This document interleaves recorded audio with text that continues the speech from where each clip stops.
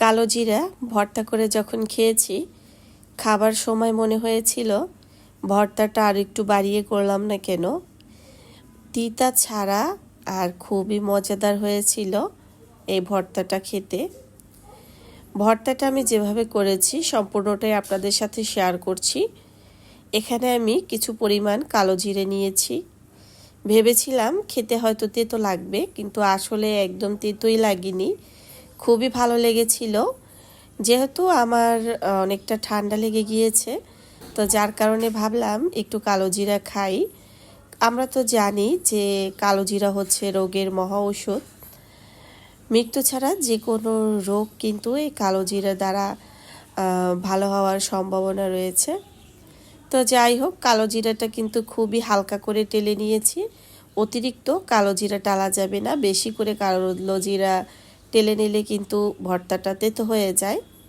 এরপরে আমি কিছু রসুন দিয়েছি, তবে এখানে আমি সরিষার তেল ব্যবহার করেছি। আর রসুনটা কিন্তু দেশি রসুন নিয়েছি, আপনারা চাইলে বড় যে রসুনগুলো রয়েছে সেগুলো দিয়ে করতে পারেন, তবে দেশি রসুনের ঝাঁজ একটু বেশি হয়।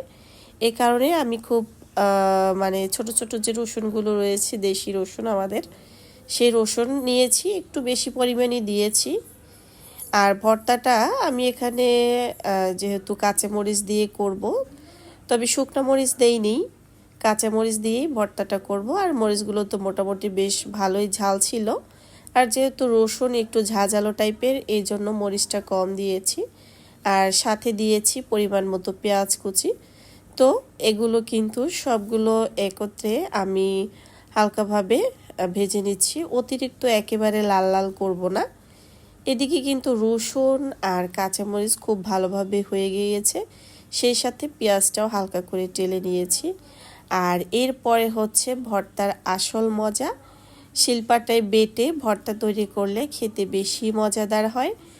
আর এখানে সেই পাটাই আসলে ভর্তা তৈরি করা হচ্ছে। যে কোনো ধরনের ভর্তা বেশি মজাদার হয় এবং খেতে কিন্তু সবাই বেশি পছন্দ করে। তবে ভর্তাটা যদি এরকম পাটায় বেটে তৈরি করা হয় তাহলে কিন্তু এর স্বাদ দ্বিগুণ বেড়ে যায়। তো প্রথমে রসুন, কাঁচামরিচ, পেঁয়াজ এগুলো একসাথে বেটে নিয়েছি। এরপরে কালো জিরাগুলো আমি আলাদা করে বেটে নিচ্ছি। পরবর্তীতে দুইটা উপকরণ একত্রে মিশিয়ে নিব। এপাশে আরও একটা ভর্তা তৈরি করা হচ্ছে, আলু ভর্তা। আমরা যেহেতু বাঙালি, আলু ভর্তা কিন্তু অনেকেই পছন্দ করি। আর আলু ভর্তা খেলে মনে হয় যেন ভর্তার পরিপূর্ণতা পেয়েছে, এরকমের একটা মনে হয় আমার কাছে। এখানেও পেঁয়াজটা হালকা করে একটু ভেজে নিয়েছি, আর সাথে দিয়েছি বোম্বাই মরিচ। বোম্বাই মরিচ দিয়ে আলু ভর্তাটাও করে নিচ্ছি। কালো জিরা ভর্তার পাশাপাশি আলু ভর্তা, আর সাথে ছিল ডাল। আর এই তো এভাবে হালকা পাতলা খেয়ে নিয়েছি দুপুরে। তবে কালো জিরা ভর্তাটা সবার জন্যই কিন্তু খুব বেশি উপকারী একটা ভর্তা। আর এই ভর্তাটা একদমই তেতো লাগেনি।